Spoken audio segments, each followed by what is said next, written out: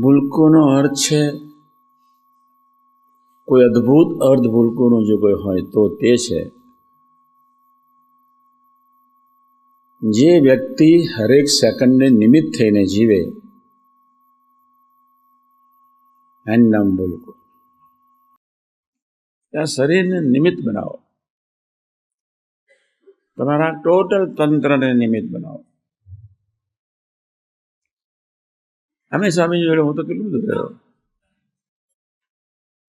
એટલે કોઈ દિવસે ક્રિયારૂપ ના થવા દે, કોઈ દિવસ ના થવા દે.